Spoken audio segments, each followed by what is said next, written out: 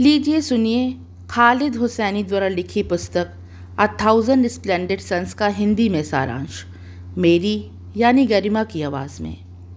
Thousand splendid suns कहानी है मरियम और लैला की। जब मरियम सिर्फ 5 वर्ष की थी तब उसने पहली बार यह शब्द सुना था कि वह अपने पिता की नाजायज़ औलाद है। और वह दिन था थर्सडे का।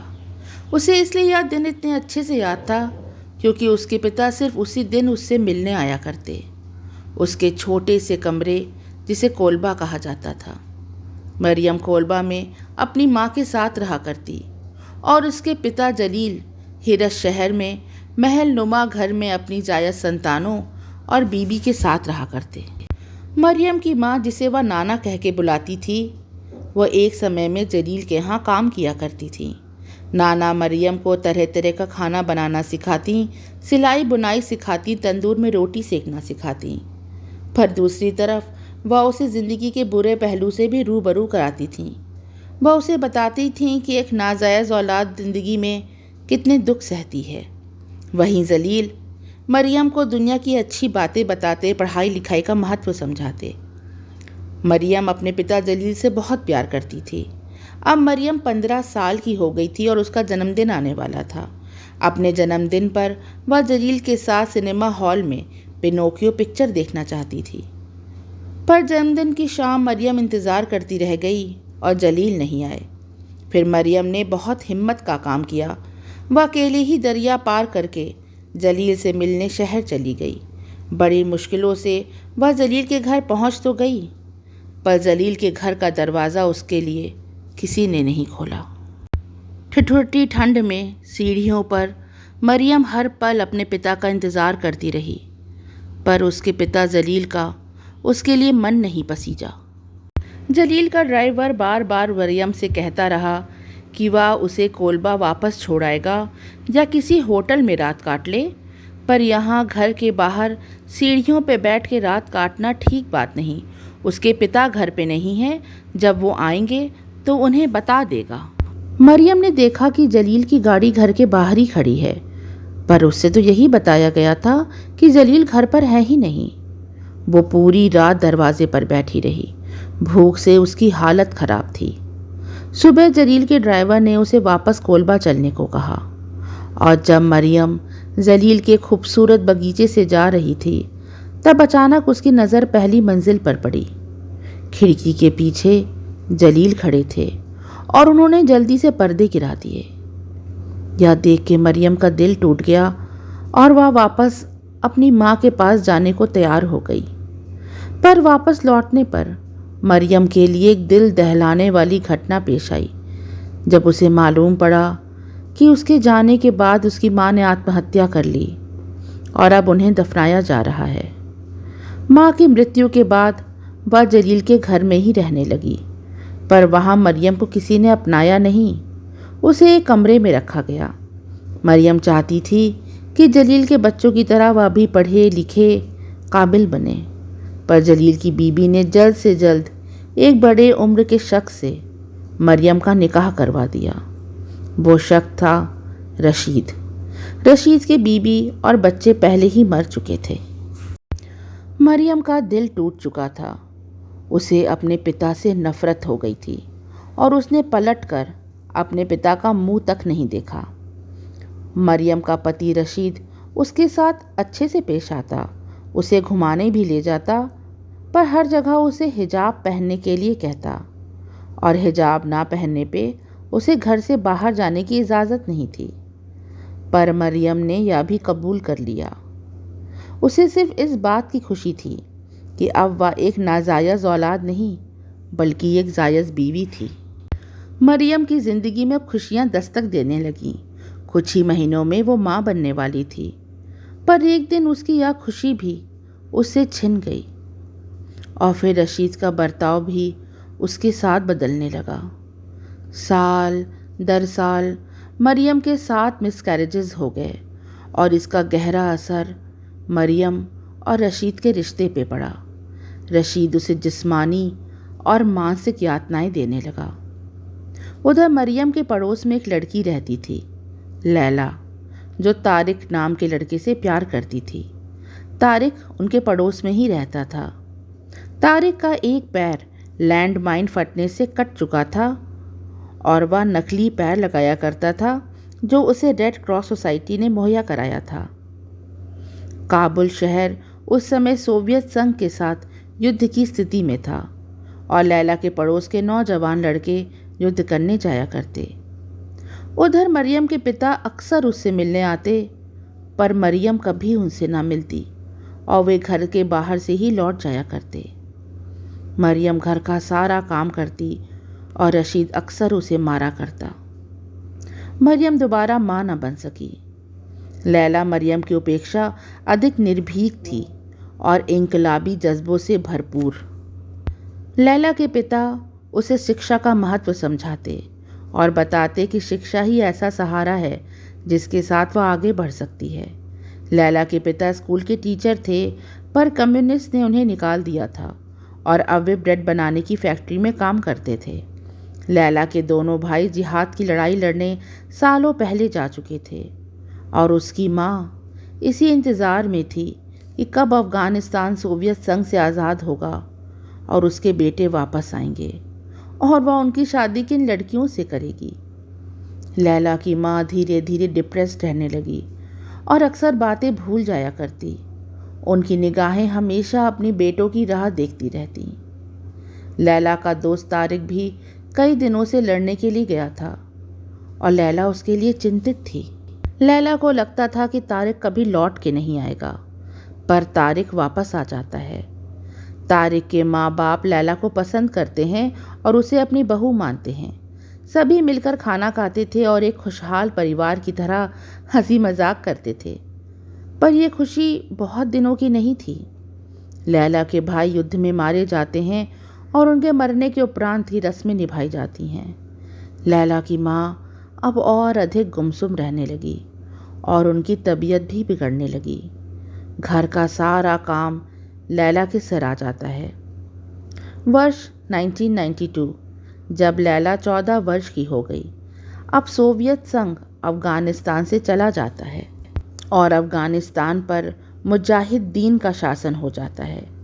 इसी बीच तारिक और लैला, जो अपनी टीन एज में हैं, वो एक दूसरे की तरफ अट्रैक्टेड महसूस करते हैं। एक दिन तारिक लैला से मिलने घर आता है। लैला उस दिन घर पर अकेली थी। तारिक उसे बताता है कि वह पाकिस्तान जा रहा है और वह कब लौटेगा बता नहीं सकता। लैला बहुत इमोशनल हो जाती है और तारिक और लैला भावनाओं में बहकर प्यार में वो भूल कर बैठते हैं जो आगे जाके लैला के जीवन का रुख मोड़ देगी। लैला तारिक के साथ बिताए वो हसीन लम्हे याद किया करती है। इधर मुजाहिदीन के राज में अफ़गानिस्तान में आंतरिक युद्ध की स्थिति है और लैला का परिवार काबुल छोड़कर जाना चाहता है, पर तभी काबुल पर सिलसिलेवार बम धमाके होते हैं और लैला के माता पिता मारे जाते हैं। इधर लैला को पता चलता है कि वो प्रेग्नेंट है, पर यह बात वो किसी को नहीं बताती। इस मुश्किल वक्त में रशीद लैला को अपने घर में शरण देता है, पर उसकी नीयत में खोट था। वह किसी भी कीमत पर लैला से शादी करना चाहता था जिससे उसे संतान हो सके। फिर एक दिन लैला से मिलने अब्दुल नाम का आदमी आता है और बताता है कि तारिक का दूसरा पैर भी हमले में जा चुका था और फिर एक दिन तारिक मारा गया था। यह बात सुनकर लैला के पैरों के नीचे से ज़मीन खिसक जाती है, पर वह किसी भी कीमत पर तारिक की आखिरी निशानी को इस संसार में लाना चाहती थी और रशीद के ज़ोर देने पर वह शादी करने के लिए तैयार हो जाती है। रशीद ने तारिक के मरने की झूठी खबर लैला को दी थी जिससे वह उससे आसानी से शादी कर सके। लैला रशीद को यह पता नहीं लगने देती कि वह पहले से ही प्रेग्नेंट है और फिर जन्म होता है लैला और तारिक की बेटी अजीज़ा का। पर राशिद को तो बेटे की चाह थी और इसी कारण वह अजीज़ा के जन्म पर बिल्कुल भी खुश नहीं होता और लैला से चिढ़ा चिढ़ा सा रहने लगता है। रशीद का यही बर्ताव लैला और मरियम को एक दूसरे के करीब ले आता है। अजीज़ा को पाकर मरियम बहुत खुश थी और उसे मातृत्व का एहसास होता है। साल 1994 आता है और काबुल शहर फिर से अशांत हो जाता है। शहर में लूटपाट, मर्डर और रेप के केसेस बढ़ जाते हैं। औरतें अपनी इज्जत बचाने के लिए आत्महत्या करने लगती हैं। आम आदमी बेतहाशा मारे जाते हैं। दवाई और खाने के सामान की भी किल्लत हो जाती है। रशीद अपनी बंदूक लिए घर में ही छिप कर रहता था, पर थोड़े दिनों बाद फिर से शांति स्थापित हो जाती है। लैला और अजीज़ा मरियम की बंजर जिंदगी में दो फूलों की तरह खिल उठे थे। फिर एक दिन मरियम, लैला और अजीज़ा रशीद से परेशान होकर पाकिस्तान भागने की सोचते हैं। इसके लिए उन्हें एक ऐसे आदमी की ज़रूरत थी जो उन्हें अपने परिवार का हिस्सा बता सके। वे बस स्टैंड पहुंचती हैं और उन्हें एक भरोसेमंद आदमी मिल भी जाता है और वो उनकी मदद करने को भी तैयार था। पर उसने चुपके से मिलिट्री के आदमी को इशारा कर दिया था और मरियम, लैला और अजीज़ा को बस पर चढ़ने से रोक दिया जाता है। शाम को मुजाहिदीन के सैनिक उन्हें वापस रशीद के घर पहुंचा देते हैं। रशीद का गुस्सा 7वें आसमान पर होता है और वह लैला को ज़ोरदार घूंसा मारता है और अजीज़ा के साथ उसे ऊपरी मंजिल के कमरे में बंद कर देता है। फिर वह मरियम को बुरी तरह पीटता है। लैला के कमरे की खिड़कियों पे वह लकड़ी ठोककर बंद कर देता है। कमरे के अंदर न दिन का पता चलता था न रात का। भूखी प्यासी लैला और अजीज़ा कई दिनों तक उस कमरे में बंद रहते हैं। अंत में रशीद उन्हें धमकी देकर यह दरवाज़ा खोलता है कि ऐसी गलती उनसे आगे नहीं होनी चाहिए। इस बात को 2.5 साल बीत जाते हैं। साल 1996 आ जाता है और मुजाहिदीन की जगह अब तालिबान का शासक अफ़गानिस्तान पर हो जाता है। तालिबान के आदे पर रशीद बहुत खुश होता है। वह समझता है कि ये मुसलमानों के हक में होगा। हर तरफ तालिबान जिंदाबाद के नारे लगने लगते हैं। पर तालिबान शासक बहुत क्रूर थे और उन्होंने लोग पर तरह तरह की पाबंदी लगा दी। यहाँ तक कि औरतों के तैयार होने पर भी पाबंदी लग जाती है। वो ना हंस सकती थी, ना गहने पहन सकती थी। नाचने, गाने, खेलने, फिल्म देखने पर भी पाबंदी। यहाँ तक कि तस्वीर बनाने पर भी पाबंदी लग जाती है और अगर ये नियम तोड़े जाते हैं तो उस आदमी को मारा जाता था और जेल में बंद कर दिया जाता था। लड़कियों का स्कूल जाना बंद हो जाता है और उनके हंसने तक पर पाबंदी होती है। आने वाले दिनों में सिनेमा घरों को आग लगा दिया जाता है। कुरान को छोड़ के सारी पुस्तकें जला दी जाती हैं। रेस्टोरेंट और कॉलेज, स्कूल सब बंद हो जाते हैं। संगीतकारों को पीट पीट कर जेल में बंद कर दिया जाता है। पर इन सब बातों का रशीद पे कोई खास असर नहीं था। रशीद अजीज़ा को अब बड़े ध्यान से देखा करता था और अजीज़ा की आंखों का रंग देख के उसे यह यकीन हो गया था कि वह उसकी बेटी नहीं। पर लैला फिर से माँ बनने वाली है। उसकी डिलीवरी के समय बहुत सी दिक्कतों का सामना करना पड़ता है और फिर आता है उसका बेटा जालमाई। जालमाई अब 2 साल का हो गया है।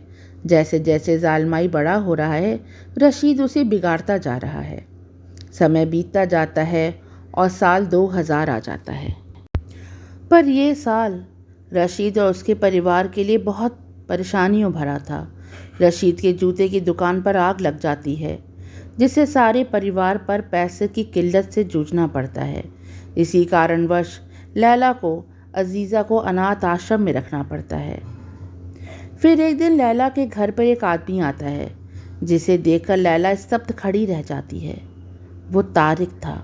तारिक जिंदा था। रशीद ने अब्दुल से झूठ बुलवाया था कि तारिक मारा गया, जिससे लैला आसानी से रशीद से शादी कर ले। तारिक और लैला नीचे कमरे में बातें कर रहे हैं और लैला का बेटा जालमाई मरियम के साथ ऊपरी मंजिल पर खेल रहा था। पर रशीद के घर आने पर जालमाई उसे सब कुछ बता देता है। वह बताता है कि एक लंगड़ा आदमी उसकी माँ से मिलने आया था। रशीद को यह समझते देर नहीं लगती कि वह तारिक था। तारिक पाकिस्तान की जेल में 7 सालों तक कैद था।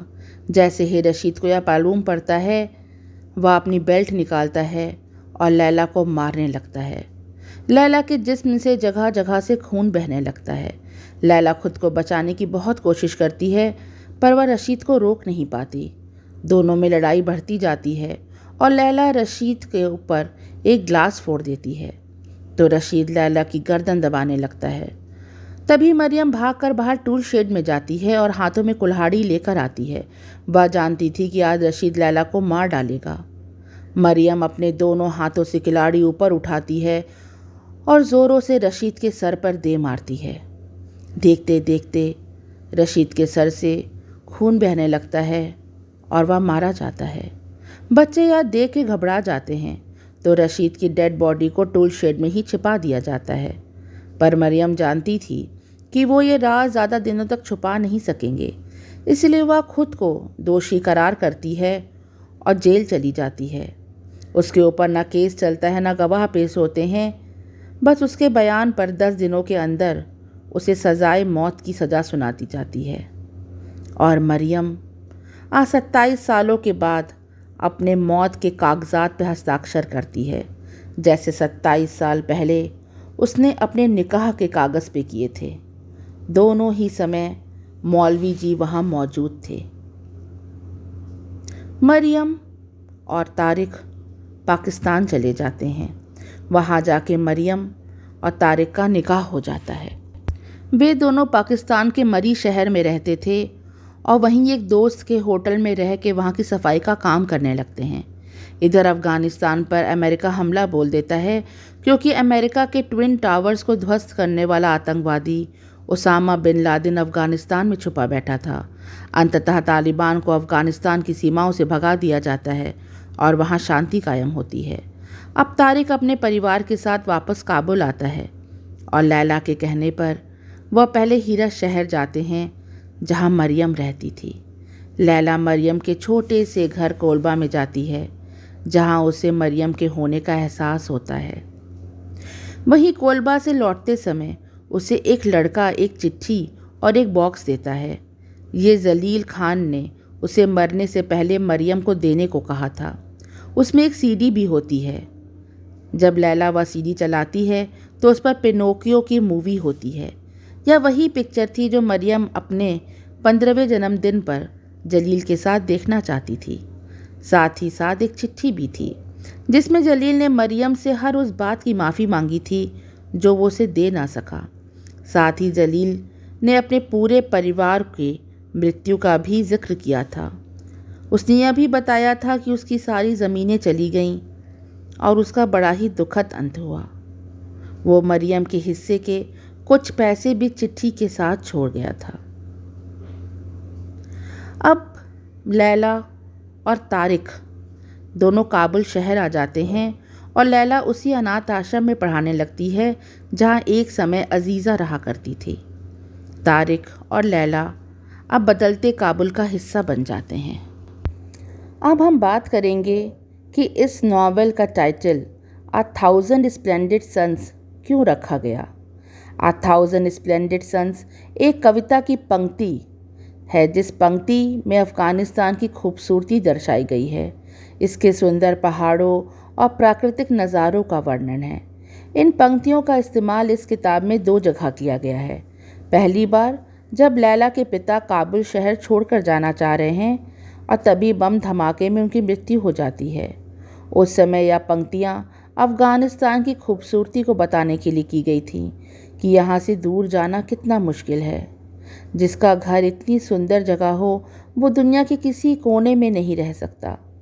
और दूसरी बार ये पंक्ति यूज़ होती है जब लैला पाकिस्तान से वापस काबुल लौट रही है। वह असमंजस में है कि क्या उसका निर्णय ठीक है, पर जब उसे यह पंक्तियाँ याद आती हैं तो उसे अपना निर्णय बिल्कुल ठीक लगता है। वह अपने सुंदर वतन वापस आना चाह रही थी।